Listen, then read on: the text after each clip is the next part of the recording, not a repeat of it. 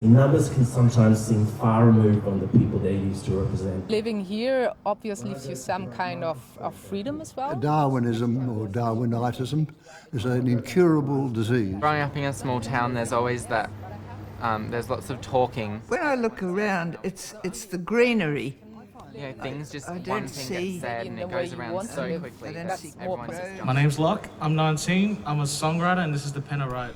100 voices, 100 lives, 100 stories. G'day, my name's Roger. Each cast member in this performance of 100% Darwin represents 1% of the city's 130,000 strong population. The community members involved act as an interactive human poll, answering questions on stage about their lives, habits and beliefs. When you're answering some of those political questions and you're the only one, I think that's pretty brave. And will I share any of those numbers? Those involved in this performance weren't chosen through a regular audition process. Instead, they've had to nominate another person to be involved, creating a domino effect. Statistician Matt Heffernan kicks off the show. I chose one of the youngest Darwin citizens I could find as the starting point for a chain reaction. Every new member of that chain had to find the next person within 24 hours. This is Jordan. Hello, Thelma. Hey. Hi, it's Beck from 100% Darwin. How are you, Beck? Good to meet you. Baby Jordan had little choice but to nominate his mother next. In Darwin, we're really lucky that we can start with Jordan because he's one of the youngest Darwinians that we could find in the community. Okay. And I guess he's a very strong symbol of this community. Yeah. So, Casting director Beck Reed had 100 days to put the cast together. She's used selection criteria based on the latest census data. people's gender, where they were born in the world, their age, where they live in Darwin, and then their family composition. So as you can see, 3% of Darwin was born in Africa and the Middle East. So you would be one of those 3%. What we might do just for ease... This launched the chain process, where cast members are connected via several degrees of separation, highlighting Darwin's close-knit community. So this is Thelma, person number 2, and she recommended her husband, James, who recommended his friend Michaela, who's from Germany, who recommended her partner Eric, and Eric guided me to Audrey and Marianne. What makes you unique? Each new member is asked the same 10 questions in an initial interview about their lives and connection to Darwin. What is the smell that connects you to Darwin, do you think?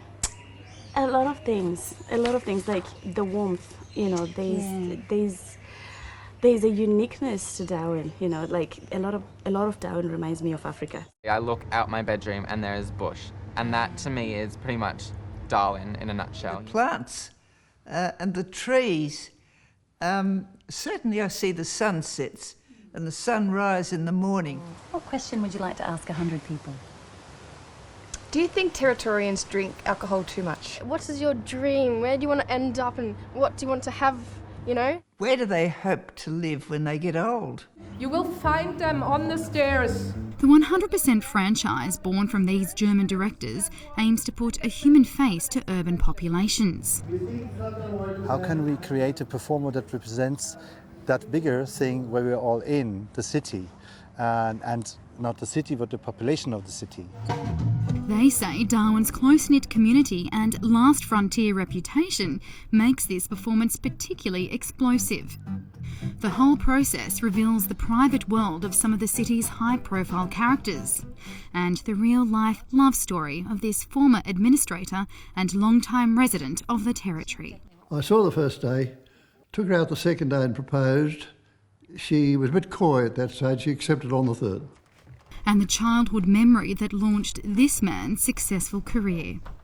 I went on to cover boxing at the Olympic Games, you know, in Beijing and then in London. And I remember sitting there when the boxing was on and just thinking for a moment, goodness, all those years ago I was sitting with my dad listening to the radio and getting pictures painted of boxing for me, and here's my opportunity to do that right now. The circle was complete, if you like. For them, Darwinism is an incurable disease that stays with people forever. If you've been here a couple of years and you want to stay, then you're a Territorian. And that immediately raises your intellect up about 10 points. 100% Darwin is able to tell the truth about modern life in a way pie charts and graphs cannot. So you can use statistics to make politics, you can use it to make decisions in economics and so on, but you might as well see the people behind the numbers and get the stories and get as well their relation to the city they are living in.